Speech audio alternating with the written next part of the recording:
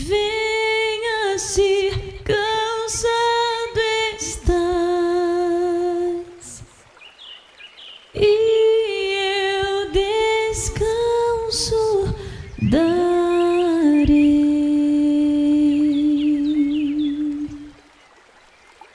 Tu descansarás.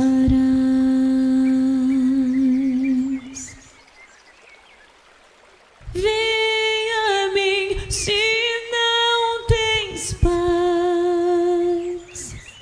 e eu darei paz sem fim.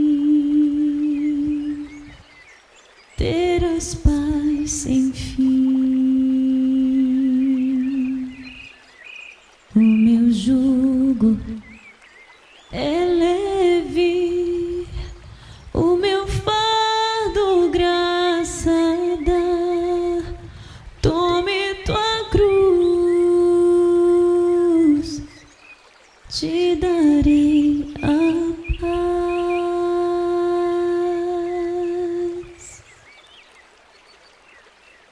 Venha o aflito e lhe darei paz.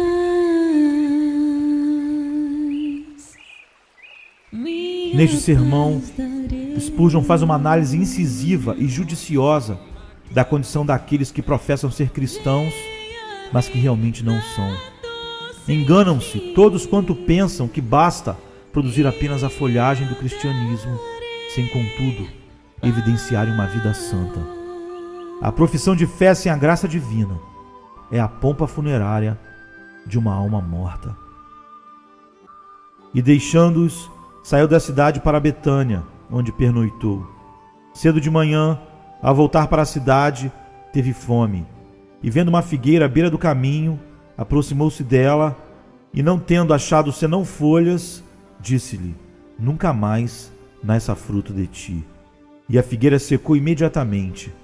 Vendo isso, os discípulos admiraram-se e exclamaram: como secou depressa a figueira. Mateus, capítulo 21, de 17 a 20.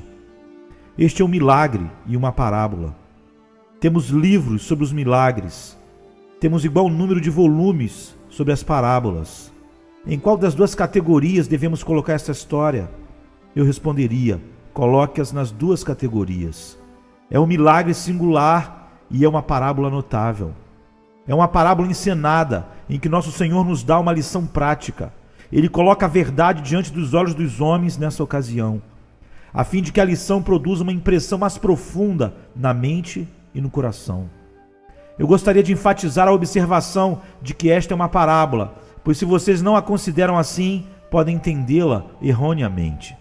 Não somos daqueles que se achegam à palavra de Deus com a fria impertinência do crítico, considerando que somos mais sábios que o livro e, portanto, capazes de julgá-lo. Cremos que o Espírito Santo é maior do que o espírito do homem e que nosso Senhor e Mestre era melhor juiz daquilo que é bom e reto do que qualquer um de nós o pode ser. Nosso lugar é aos seus pés. Não somos capciosos, mas seguidores. Tudo quanto Jesus fez e diz, nós o consideramos com a mais profunda reverência. É nosso desejo principal aprender dele tanto quanto podemos. Vemos grandes mistérios nas suas ações mais singelas e ensinamentos profundos nas suas palavras mais claras. Quando ele fala ou age, ficamos como Moisés diante da sarça, sentindo como se estivéssemos em terra santa. Pessoas frívolas têm falado de modo astuto a respeito da história que estamos considerando. Representam a situação como se nosso Senhor, estando com fome, pensasse somente na sua própria necessidade e, esperando ser reanimado por alguns poucos figos verdes, fosse por engano até a árvore. Não achando fruto na árvore, pois não era a estação certa para ele pensar que houvesse fruto ali, ficou irritado e pronunciou uma maldição contra a figueira, como se ela fosse um agente irresponsável. Essa maneira de olhar o caso resulta da estultícia do observador. Não é verdade. Nosso Senhor queria ensinar aos seus discípulos a respeito da condenação de Jerusalém. A recepção que lhe foi dada em Jerusalém estava cheia de promessas, mas viria a ser nada. Os altos brados de Hosana brevemente se transformariam em crucificam. Quando Jerusalém estava para ser destruída por Nabucodonosor numa ocasião anterior, os profetas não somente tinham falado, como também pregado sinais instrutivos. Se abrir o livro de Ezequiel, verão ali o registro de muitos sinais e símbolos que declaravam a desgraça vindoura. Esses sinais excitavam a curiosidade, obtinham consideração e aplicavam as advertências proféticas aos lares e aos corações do povo comum. Mais uma vez, os juízos divinos estavam às portas daquela cidade culpada. As palavras de Jesus tinham sido pronunciadas em vão, e até mesmo lágrimas do Salvador haviam sido derramadas em vão. Já estava na hora de ser dado o sinal da condenação. Ezequiel tinha dito: saberão todas as árvores do campo que eu, o Senhor, abati a árvore alta, elevei a baixa, sequei a árvore verde. E nisso estava prevista a própria figura empregada por nosso Senhor. Ele viu uma figueira que, por uma anomalia da natureza, estava coberta de folhas, numa época quando não deveria tê-las. Nosso Senhor viu que essa era uma excelente lição prática para ele dar e, portanto, levou seus discípulos para verem se havia figos e não somente folhas. Quando não achou nenhum figo, ordenou a figueira a permanecer estéril, e imediatamente ela começou a secar-se. Nosso Senhor teria feito bom uso da figueira se tivesse ordenado que fosse transformada em lenha para aquecer as mãos frias, mas fez uso melhor quando a usou para aquecer os corações frios. Nenhuma injustiça foi feita contra pessoa alguma. Era uma árvore em terreno baldio e totalmente sem valor. Nenhuma dor foi aplicada, nenhuma ira foi sentida. Na lição prática, o Senhor simplesmente disse à figueira: nunca mais nasça fruto de ti. E a figueira secou-se. Nisso, nosso Senhor ensinou uma grande lição a todas as gerações, com uma despesa mínima. O secamento de uma árvore serviu para a vivificação de muitas almas. E mesmo se não fosse assim, não era perda para ninguém quando a árvore secou-se depois de se revelar infrutífera. Um grande mestre pode fazer muito mais do que destruir uma árvore, se assim conseguir dar demonstração da verdade e espalhar as sementes da virtude. É a máxima ociosidade da crítica por defeito em nosso Senhor Jesus por um item da melhor instrução poética que, se tivesse sido dado por qualquer outro mestre, teria recebido louvor mais profuso da parte desses mesmos críticos. A figueira crestada foi um símile singularmente apropriado do Estado judaico. A nação prometera a Deus grandes coisas, enquanto todas as outras nações eram como árvores sem folhas, sem fazer nenhuma profissão de lealdade ao Deus verdadeiro. A nação judaica estava coberta de folhagem da profissão religiosa abundante. Os escribas, os fariseus, os sacerdotes e os anciãos do povo eram defensores rigorosos da letra da lei e se jactavam de ser adoradores do único Deus e observadores escrupulosos de todas as suas leis. Seu brado constante era: templo do Senhor, templo do Senhor, templo do Senhor é este. Temos Abraão por nosso pai, era expressão frequente em seus lábios.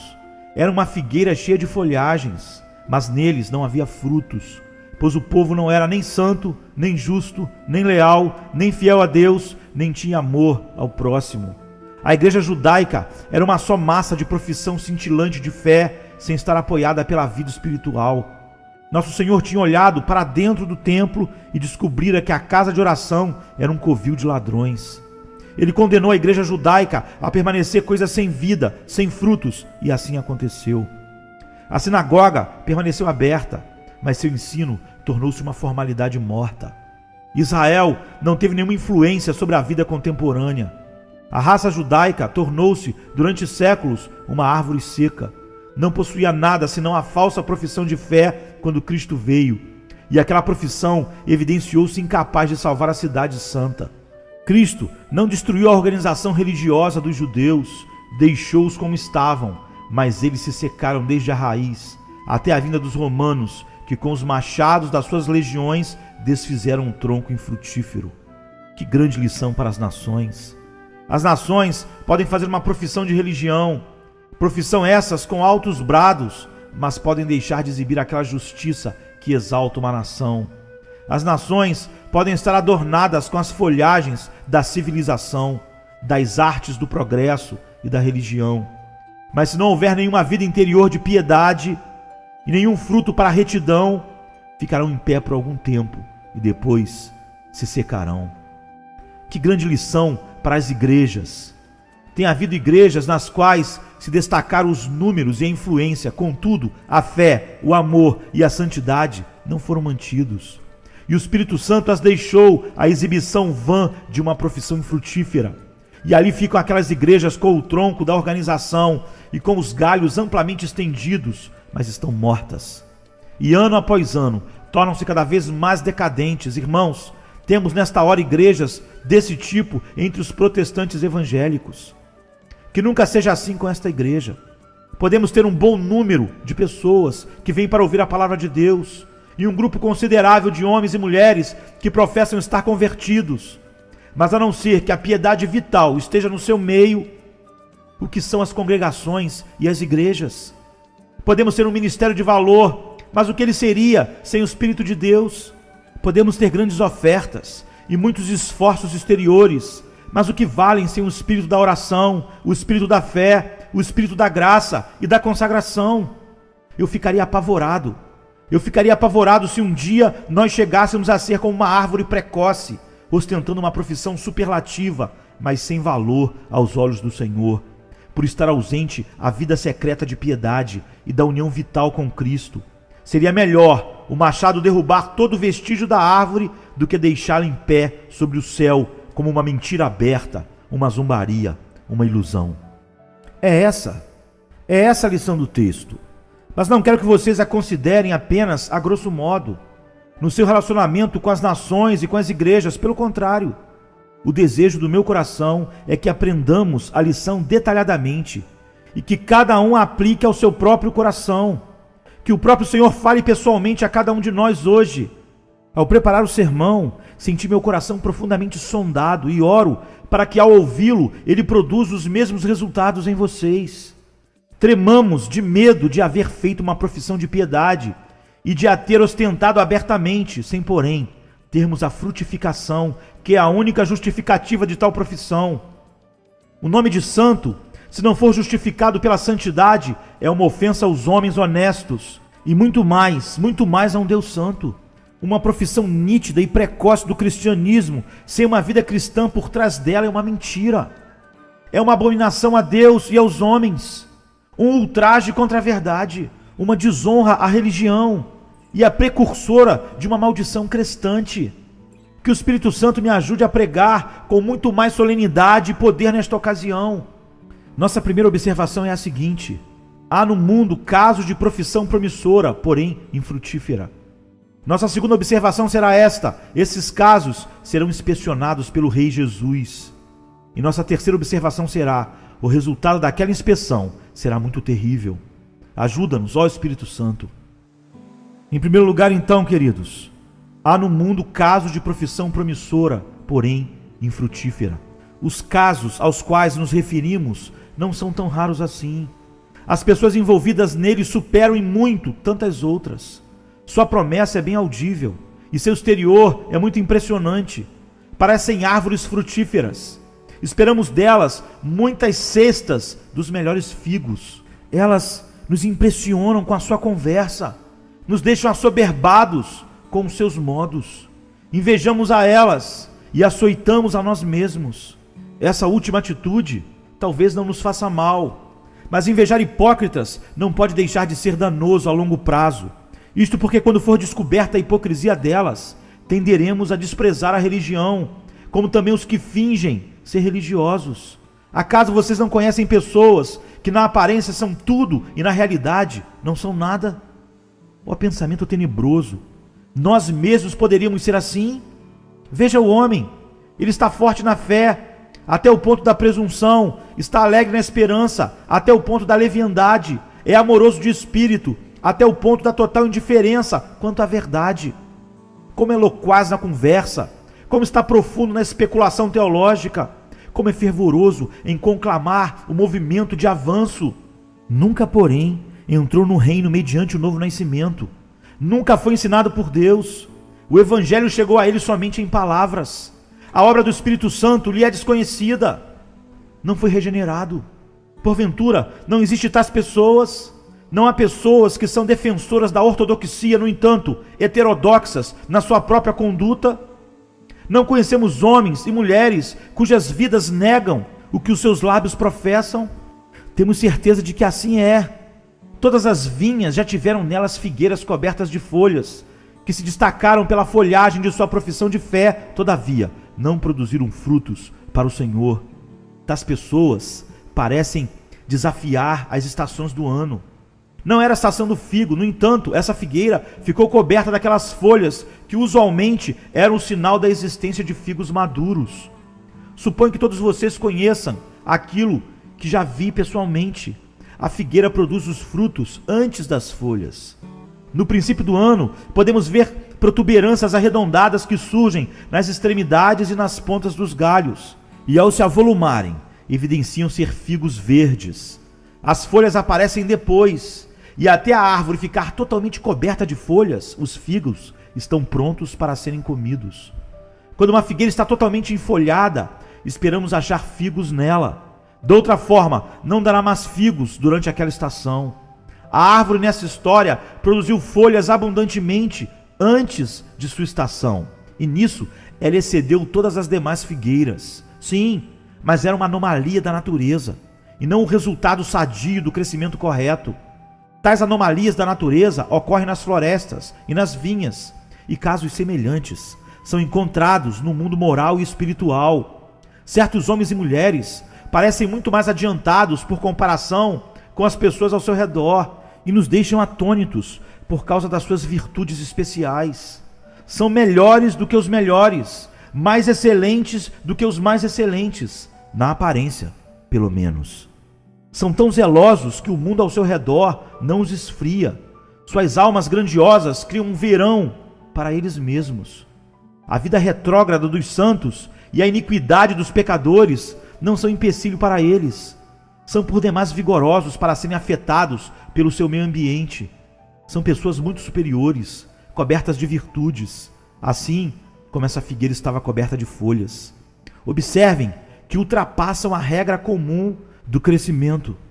Conforme já lhes contei, a regra é, primeiramente o figo e depois as folhas da figueira. Mas já vimos pessoas que fazem uma profissão de fé antes de terem produzido o mínimo fruto para justificá-la. Gosto de ver nossos amigos jovens, quando creem em Cristo, comprovar sua fé pela santidade em casa, pela espiritualidade fora de casa, para então virem publicamente confessar sua fé no Senhor Jesus Cristo. Isso parece ser um modo sóbrio e normal de agir. O homem é algo e depois professa ser aquilo. Ele é iluminado e depois brilha. Arrepende-se e crê e depois confessa seu arrependimento e sua fé de maneira bíblica, mediante o batismo em Cristo. Mas essas pessoas acham desnecessário atender à ninharia da obra no íntimo do coração. Ousam omitir a parte mais vital da questão. Frequentam uma reunião de avivamento e se declaram salvos, embora não tenham sido renovados no seu coração. Nem possuem arrependimento, nem fé verdadeira. Vão para a frente para confessar uma mera emoção. Não tem nada melhor do que uma boa intenção, mas a ostentam como se fosse a própria realidade. Com a velocidade de um raio, o convertido se porta como um mestre. Sem prova nem teste das suas virtudes recém-adquiridas, ele se apresenta como exemplo ao seu próximo. Ora, não tenho nada contra a rapidez da conversão, pelo contrário, eu a admiro, se for genuína. Mas não posso julgar até ver os frutos e as evidências na vida. Se a mudança do comportamento for nítida e veraz, não me importa quão rapidamente a obra é feita, mas precisamos ver a mudança. Há um calor que leva à fermentação, e uma fermentação que gera azedume e corrupção. Ó, caros amigos, nunca pensem que podem pular por cima do fruto e chegar imediatamente às folhas. Não sejam como o construtor que disse: é bobagem gastar mão de obra e matéria abaixo do nível da terra. Os alicerces nunca são vistos por ninguém.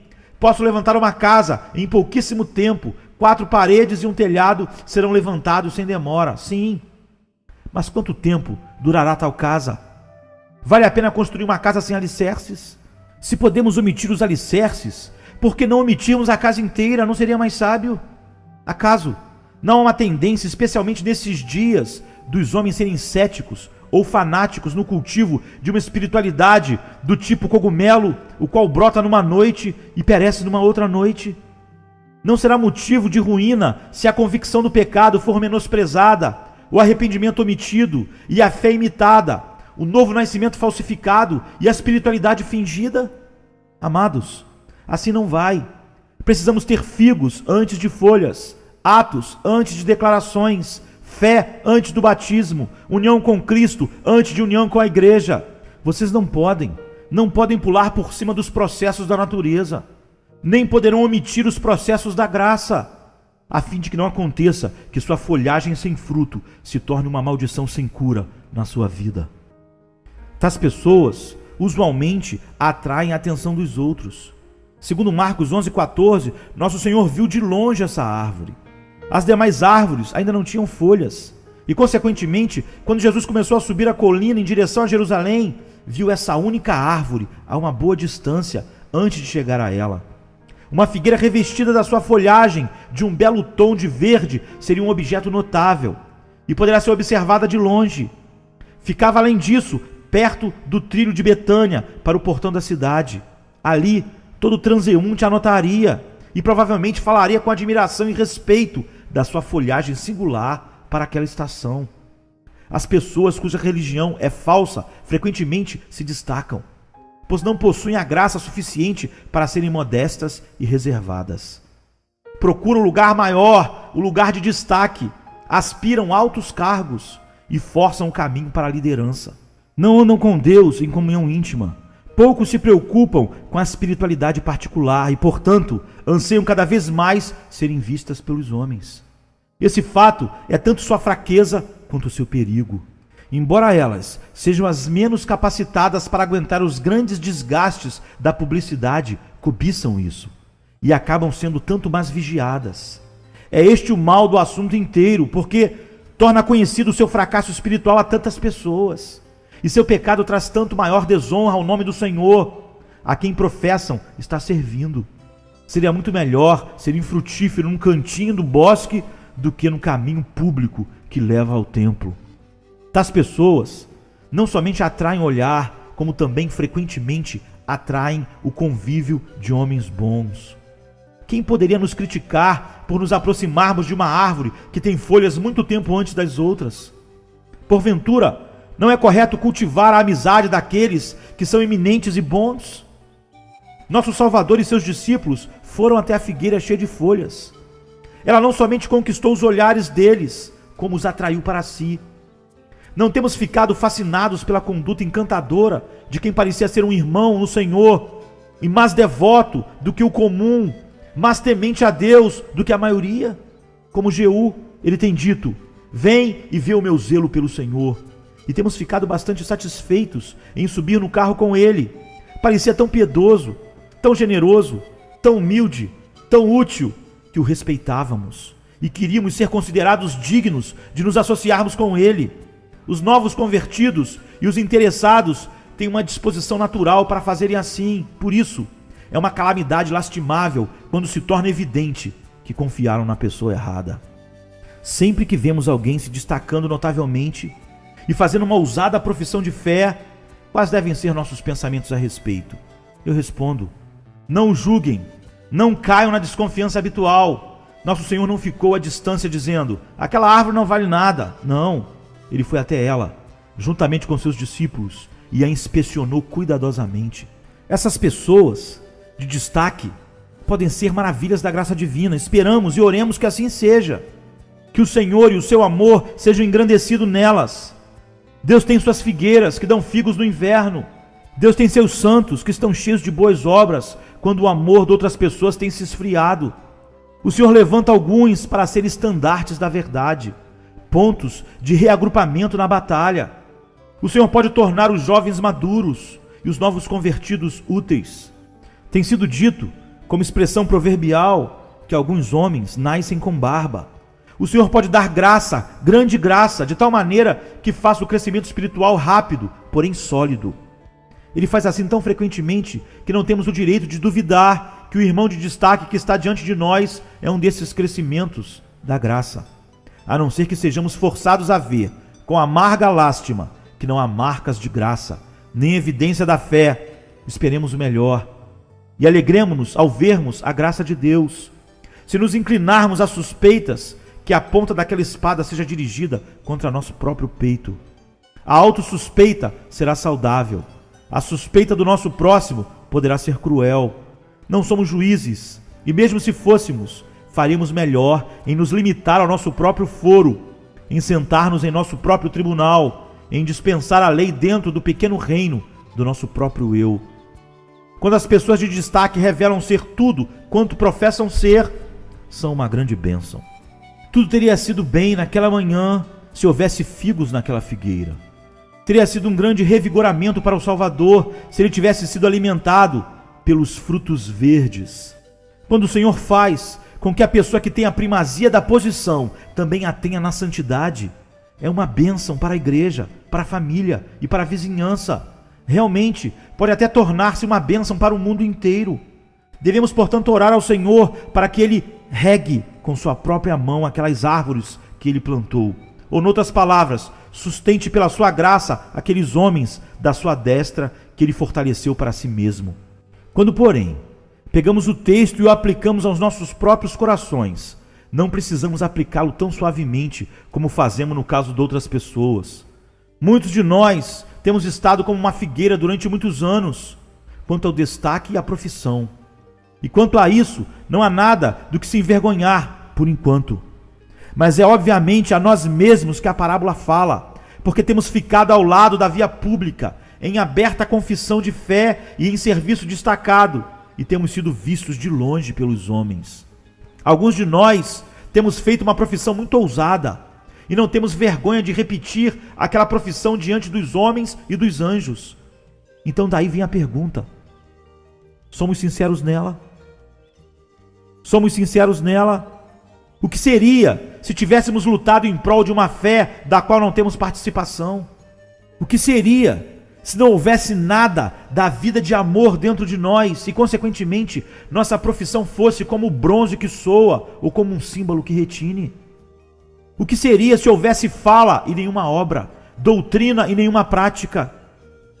O que seria se não tivéssemos santidade? Então nunca veríamos o Senhor. Seja qual for o aspecto terrível que essa parábola milagre possa ter, aplica-se a muitos de nós. Eu, o pregador, sinto quando se aplica a mim. Com tal espírito tenho meditado sobre ela, confiando ansiosamente que cada diácono e presbítero desta igreja e cada membro e obreiro entre vocês sinta o coração sendo profundamente sondado. Que todo ministro de Cristo que porventura tenha entrado aqui nesta manhã diga a si mesmo: sim, tenho estado como aquela figueira quanto ao destaque e à profissão de fé. Permita a Deus que eu não seja destituído de frutos como ela. E agora, já é hora de nos lembrarmos da verdade solene da nossa segunda divisão, que é: essas pessoas serão inspecionadas pelo Rei Jesus. Ele se aproximará delas, e quando chegar a elas, procurará fruto. O primeiro Adão foi para a figueira procurando folhas, mas o último Adão procura figos. Ele sonda totalmente o nosso caráter para ver se há alguma fé genuína, algum amor verdadeiro, alguma esperança viva, algum gozo que seja fruto do Espírito Santo, alguma paciência, alguma abnegação, algum fervor na oração, algum andar com Deus, alguma habitação do Espírito Santo. E se ele não vir tais coisas, não ficará satisfeito com a frequência à igreja, as reuniões de oração, as santas ceias, as leituras bíblicas, aos sermões, porquanto todas essas coisas podem não passar de folhagem.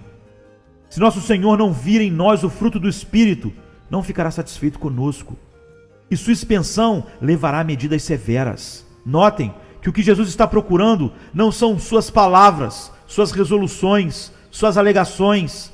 Ele está procurando a sua sinceridade, sua fé interior, sua pessoa sendo realmente trabalhada pelo Espírito de Deus para produzir frutos dignos do seu reino. Nosso Senhor tem o direito de esperar frutos quando Ele vem procurá-lo.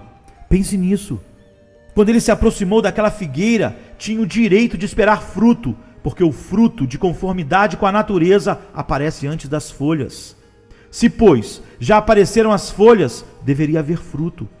É verdade que não era tempo de figo, mas então, se não era tempo de figo, certamente não era a estação de folhas, pois os figos aparecem primeiro.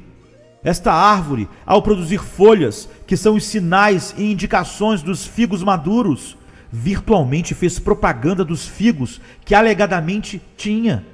Portanto, por mais ruins que sejam os tempos, alguns de nós professam que não seguirão os costumes desses tempos, mas que seguirão a única verdade imutável. Como cristãos, confessamos que somos redimidos dentre os homens e que fomos libertos dessa geração perversa. Cristo talvez não espere fruto provindo dos homens que reconhecem o mundo e suas épocas mutáveis como sua orientação suprema, mas certamente Ele pode esperar fruto daquele que crê na sua própria palavra. Ele espera fruto do pregador, do professor da escola dominical, do oficial da igreja, da irmã que dirige uma aula bíblica, daquele irmão que tem ao seu redor um grupo de jovens que ele orienta no evangelho. Espera fruto de todos aqueles que se submetem à sua regra evangélica. Assim como Cristo tinha o direito de esperar fruto de uma figueira que trazia folhas, assim também Ele tem o direito de esperar grandes coisas daqueles que se declaram seus seguidores, que nele confiam. Como esse fato deve levar o pregador a tremer. Não deveria afetar um bom número de vocês da mesma maneira? Agora veja bem, fruto é o que o Senhor deseja ardentemente. O Salvador, quando chegou até a figueira, não estava desejando folhas, porque lemos que ele teve fome, e a fome humana não pode ser removida pelas folhas de uma figueira. Desejava comer alguns figos, e ele anseia por receber frutos de nós também. Ele sente fome de termos santidade. Ele anseia para que o seu gozo esteja em nós, para que o nosso gozo seja completo. Ele se aproxima de cada um de vocês que são membros da sua igreja, e especialmente de cada um de vocês que são líderes do seu povo, e procura ver em vocês as coisas em que sua alma se deleita. Ele quer ver em nós o amor a Ele mesmo, o amor ao próximo, a fé forte na revelação, a luta sincera a favor da fé que uma vez foi entregue aos santos, a luta pela verdade, os rogos importunos na oração e o viver cuidadoso em todas as áreas da nossa existência. Espera de nós ações que são de acordo com a lei de Deus e com a mente do Espírito de Deus. E se ele não as receber, estará sendo privado daquilo que lhe é devido, daquilo pelo qual ele morreu. Porque ele morreu, senão para tornar seu povo santo. Para que ele se entregou, senão para santificar para si mesmo um povo zeloso de boas obras. Qual foi a recompensa do suor sanguinolento, das 5 feridas e da agonia da morte, senão que por tudo isso fôssemos comprados por um preço? Nós o despojaremos de sua recompensa, se não o glorificarmos. E por isso o Espírito de Deus fica entristecido diante da nossa conduta, se não proclamarmos os seus louvores por meio das nossas vidas piedosas, santas e zelosas. E notem bem, quando Cristo se aproxima de uma alma, Ele a examina com discernimento agudo, porque dele não se zomba. Não é possível enganá-lo. Eu, como homem, já pensei em ser figo aquilo que acabou se revelando mera folha. Mas nosso Senhor não comete nenhum engano assim. Nem deixará desapercebidos os figos pequenos que acabam de brotar. Ele conhece o fruto do Espírito, seja em que estágio ele se achar. Ele nunca confunde a expressão fluente com a possessão real no coração, nem a graça real com a mera emoção. Amados, vocês estão em boas mãos quanto à prova da sua condição quando o Senhor Jesus vem lidar com vocês. Seus companheiros são apressados em seus julgamentos e podem ser censuradores ou parciais, mas o Rei pronuncia uma sentença justa. Ele sabe exatamente onde estamos e o que somos. Julga não segundo a aparência, mas segundo a verdade. Quem dera que nossa oração subisse ao céu nesta manhã. Jesus, Mestre, vem lançar teu olhar sondador sobre mim e julga se estou vivendo para ti ou não. Conceda-me que eu veja a mim mesmo conforme tu me vês, a fim de que meus erros sejam corrigidos e minhas graças nutridas. Senhor, Faça com que eu seja realmente aquilo que eu professo ser. E se ainda não sou, convença-me da minha falsa condição e comece uma obra genuína na minha alma. Se eu sou teu e se estou certo aos teus olhos, conceda-me uma palavra bondosa de segurança para cessar os meus temores e alegremente me regozijarei em ti como Deus na minha vida. Agora, em terceiro lugar, pela ajuda do Espírito de Deus, quero considerar a verdade de que o resultado da vinda de Cristo será muito terrível para quem fez uma profissão precoce, porém infrutífera. Onde poderia ter esperado achar fruto, aquele que procurou não achou nada senão folhas. Nada senão folhas. Nada senão folhas significa nada senão mentiras. Seria essa uma expressão severa? Se eu professo a fé sem a possuir, não se trata de uma mentira? Se eu professo arrependimento sem ter me arrependido de fato, não se trata de uma mentira?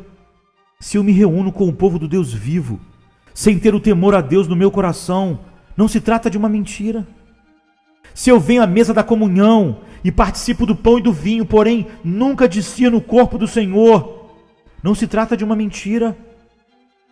Se eu professo que defendo as doutrinas da graça, mas não tenho a certeza da veracidade delas, não se trata de uma mentira? Se nunca senti minha própria depravação, se nunca fui chamado de modo eficaz, se nunca conheci minha eleição por Deus, se nunca descansei no sangue remidor, e se nunca fui renovado pelo Espírito, minha defesa das doutrinas da graça não seria uma mentira? Se não há nada senão folhas, não há nada senão mentiras, e o Salvador percebe que a situação é assim. Para ele, toda a verdura das folhas verdes sem fruto não passa de dolo e engano. A profissão de fé sem a graça divina é a pompa funerária de uma alma morta. A religião sem santidade é a luz que vem da madeira podre, o bruxuleio da decadência. Falo palavras graves, mas como? Como eu poderia falar menos gravemente? Se vocês e eu somente temos o nome de que vivemos, mas estamos mortos, em que estado deplorável nós estamos? Temos algo pior do que a corrupção. É a corrupção da corrupção. Professar a religião e viver no pecado é aspergir água de rosa no montouro, o qual continua sendo montouro. Dar a um espírito o nome de anjo, quando tem o caráter do diabo, é quase pecar contra o Espírito Santo. Se permanecermos sem conversão, o que nos aproveitaria termos nossos nomes escrito entre os que são de Deus? Nosso Senhor descobriu que não havia fruto, e isso foi uma coisa terrível, mas em seguida ele condenou a árvore. Acaso não era certo que ele a condenasse? Ele a amaldiçoou. Ela já era uma maldição. A árvore servia apenas para espicaçar os famintos e atraí-los para fora do seu caminho, a fim de lográ-los, enganá-los. Deus não quer que os pobres e necessitados sejam transformados em assunto de troça. Uma profissão vazia de fé é, na prática, uma maldição e não deveria ser censurado pelo Senhor da verdade. A árvore para nada servia onde estava, não prestava para o revigoramento de ninguém. Da mesma forma, o professor infrutífero ocupa uma posição em que deve ser uma bênção para as pessoas e para o mundo, mas na realidade, uma influência maligna flui dele. Se ele não tiver em si a graça de Deus, é totalmente inútil. E com toda a probabilidade é uma maldição, é um acano arraial, entristecendo o Senhor e levando-o a recusar sucesso ao seu povo. Mesmo assim, nosso Senhor acabou usando a figueira com bom proveito, quando a fez secar, pois ela se tornou a partir de então um farol de advertência para todos os demais que oferecem vãs pretensões. Quando, pois, o ímpio, que exibiu uma profissão florescente, é deixado para murchar nos seus caminhos, algum efeito moral é produzido noutras pessoas, são forçadas a ver o perigo de uma profissão malsã. E se forem sábias, já não ficarão culpadas de tal coisa. Queira Deus que assim seja toda vez que um religioso notável murchar-se. Depois que o Salvador a condenou, ele pronunciou a sentença contra ela. E qual foi a sentença? foi simplesmente: fique como você está. Era nada mais do que uma confirmação do seu estado. Essa árvore não deu fruto e nunca mais daria fruto. Se um homem optar ser assim, sem a graça de Deus, mas no entanto fizer uma profissão de possuí-la, é perfeitamente justo que o grande juiz diga: continue sem a graça. Quando o grande juiz finalmente falar àqueles que se apartam de Deus, ele simplesmente lhes dirá: apartai-vos. Durante toda a vida deles, sempre se apartavam, e depois da morte, seu caráter estará estampado perpetuamente com a mesma sentença. Se vocês brincarem com a graça, o estado sem a graça será sua condenação final. Continue o imundo ainda sendo imundo. Que o Senhor Jesus nunca precise pronunciar sentença assim contra alguns de vocês que estão ouvindo hoje aqui, mas que Ele nos converta para que sejamos convertidos e opere em nós a vida eterna para o seu louvor e glória. Sobreveio então uma mudança na árvore. Começou a secar imediatamente.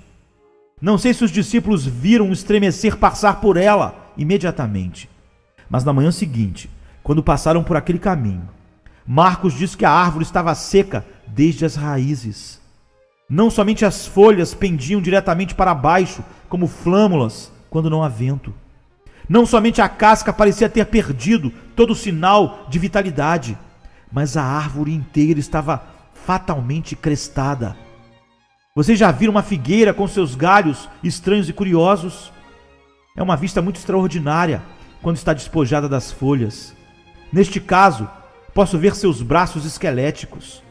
Está duplamente morta, morta desde as próprias raízes. Assim, já vi quem professava lindamente a fé passar pelo crestamento. Deu a aparência de algo que sentiu o sopro de uma fornalha e cuja umidade foi totalmente secada. O homem já não é ele mesmo, sua glória e sua beleza já se foram, sem esperança. Nenhum machado foi levantado, nenhum fogo foi aceso, bastou uma palavra, e a árvore secou desde a raiz. Assim, sem relâmpagos e sem pestilência, aquele que dantes fazia uma valorosa profissão de fé é ferido como pelo julgamento de Caim. É um destino terrível. É muito melhor quando o vinheteiro chega até você com o machado na mão, bate em você com a parte embotada e diz: árvore, você deve dar fruto, senão será abatida. Tal advertência seria terrível, mas seria infinitamente melhor do que ser deixado no lugar, sem ser tocada, e silenciosamente secar-se, até ser destruída. Pois bem, entreguei minha mensagem pesada, aplicando-a mais a mim mesmo do que a qualquer um de vocês, pois estou em posição de maior destaque do que qualquer um de vocês. Tenho feito uma profissão de fé mais sonora do que a maioria de vocês. E se eu não tiver em mim a sua graça, ficarei diante da multidão que já me viu no meu verdor e secarei até as próprias raízes. Um exemplo terrível daquilo que Deus faz naqueles que não dão frutos para a sua glória. Mas agora, desejo terminar com palavras mais suaves. Que ninguém diga: isto é muito duro. Irmão, por certo não é duro se, ao professarmos ser algo, for exigido de nós que sejamos leais a esse algo que nós mesmos declaramos. Além disso, peço-lhes que não pensem que qualquer coisa que meu Senhor possa fazer é dura. Ele é a própria mansidão e ternura. A única coisa que ele já destruiu enquanto andou neste mundo foi essa figueira. Ele não destruiu nenhum homem, diferentemente de Elias quando invocou o fogo do céu contra os homens, e de Eliseu quando as ursas saíram do bosque. Foi somente uma árvore infrutífera que ele fez secar. Ele é o próprio amor e ternura, e não quer secar você, nem o fará, se você for simplesmente leal. O mínimo que ele pode esperar é que você seja leal àquilo que você mesmo professa. Você se rebela porque ele pede que você não seja um hipócrita? Se você começar a rebelar-se contra a sua admoestação, perceberá que você mesmo tem um coração desleal. Pelo contrário, venha curvar-se humildemente aos seus pés, dizendo: Senhor, se algo desta verdade solene se aplica a mim, rogo-te que o apliques à minha consciência, de modo que possa sentir seu impacto e fugir para ti, buscando a salvação. Muitas pessoas são convertidas dessa maneira. Essas coisas duras, porém honestas, forçam-nas a abandonar os refúgios falsos e levam-nas a serem leais a Cristo e às suas próprias almas. Mas, diz alguém, sei o que farei, nunca mais farei nenhuma profissão de fé, nem terei nenhuma folha. Meu amigo, isso também provém de um espírito carrancudo e rebelde.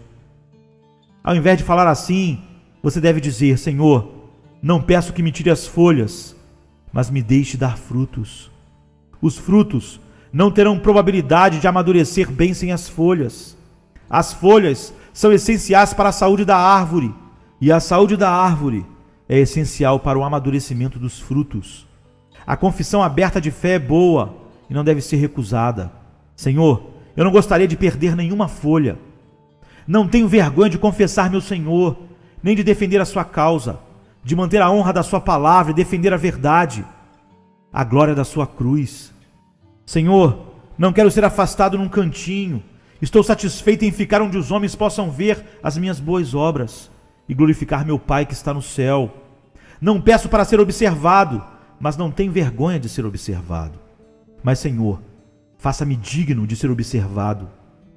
Se um comandante dissesse a um soldado: fique firme, mas tome o cuidado de ter os cartuchos prontos para não erguer um fuzil vazio, imagine se o soldado respondesse: não posso ser tão exigente, prefiro fugir para trás. Seria uma resposta digna? Covarde. Porque o seu capitão lhe adverte que não deve ser um soldado falso, você prefere fugir totalmente? Nesse caso, certamente você seria de um tipo maligno. Você não pertence realmente ao Senhor, se não pode suportar a sua repreensão. Entenda, você não pertence ao Senhor, se não pode suportar a sua repreensão. Que essas verdades solenes não nos afugentem, mas nos atraiam para dizermos: Senhor, oro a Ti, para me ajudar a confirmar a minha vocação e eleição. Rogo-te que me ajudes a produzir os frutos esperados. A Tua graça pode fazer isso. Sugiro que todas as pessoas aqui presentes clamem ao Senhor para nos tornar conscientes da nossa esterilidade natural. Amados irmãos, que o Senhor nos leve a lamentar nossa esterilidade, mesmo quando trazemos alguns frutos. Sentirem-se bem satisfeitos consigo mesmos é perigoso. Julgarem-se santos e até mesmo perfeitos é ficar à beira da fossa do orgulho. Se vocês erguerem a cabeça tão alta, temo que vão batê-la contra a verga da porta. Se andarem sobre pernas de pau, temo que cairão. É muito mais seguro sentir: Senhor, realmente sirvo a Ti e não sou enganador. Amo-Te realmente. Tu tens operado em mim as obras do Espírito, mas ai de mim, não sou o que quero ser, não sou o que devo ser. Aspiro à santidade, ajuda-me a alcançá-la. Senhor, devo ficar deitado num próprio pó diante de Ti, quando penso que, depois de ter recebido o trabalho da escavação e da adubação, produza tão poucos frutos. Sinto que sou menos do que nada. Meu clamor é: Deus, tem misericórdia de mim. Se eu tivesse feito tudo, ainda seria um servo de pouco proveito. Mas tendo feito tão pouco, Senhor, onde esconderei a minha cabeça culpada? Finalmente, depois de terem feito essa confissão e o bom Senhor ter ouvido, há um símbolo nas Escrituras que eu gostaria que vocês copiassem. Imaginemos que nesta manhã vocês se sintam tão secos, mortos e infrutíferos, que não podem servir a Deus como gostariam de fazer, nem sequer orar pedindo mais graça, conforme desejam. Então, estão como as 12 varas, estão muito mortas e secas, porque ficaram sempre nas mãos dos 12 chefes, que as usaram como cetros do seu cargo oficial. Essas 12 varas devem ser colocadas diante do Senhor. Esta aqui é a de Arão, mas está tão morta e seca como qualquer das demais. Todas as 12 são colocadas onde o Senhor habita. Vemo-las no dia seguinte. 11 delas continuam a ser varas secas. Mas vejam essa. Vejam a de Arão. O que aconteceu? Era seca como a morte, mas vejam, brotou. Isso é maravilhoso. Mas olhem, floresceu. Há nela flores de amendoeira. São cor-de-rosas e branca. É uma maravilha. Mas olhem de novo. Produziu amêndoas. Aqui estão. Vejam esses frutos verdes que parecem pêssegos. Tirem a parte carnuda. E aqui está uma amêndoa cuja casca vocês podem quebrar para achar a nós. o poder celestial veio sobre a vara seca e brotou e floresceu e até mesmo produziu amêndoas. Frutificar é a prova da vida e do favor do Senhor. Senhor, tome essas pobres varas hoje e faça-as brotar. Senhor, aqui estamos num feixe. Realize aquele milagre antigo em 1000 de nós. Faça-nos brotar, florescer e frutificar. Vem com poder divino e transforma essa congregação de gavela em pomar. Quem dera que nosso bendito Senhor obtivesse um figo de alguma vara seca nesta manhã. Pelo menos um figo tal como este.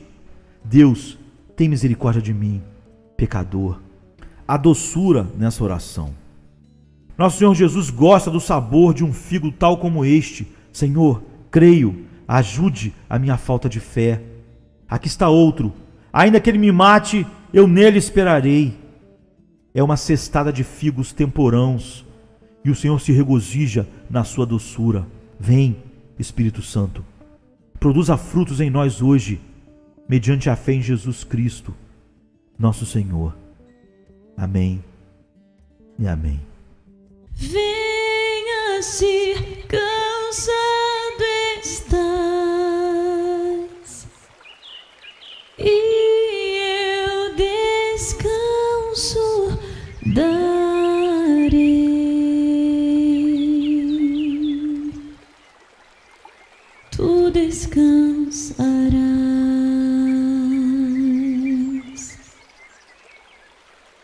Venha a mim se não tens paz, e eu darei paz sem fim.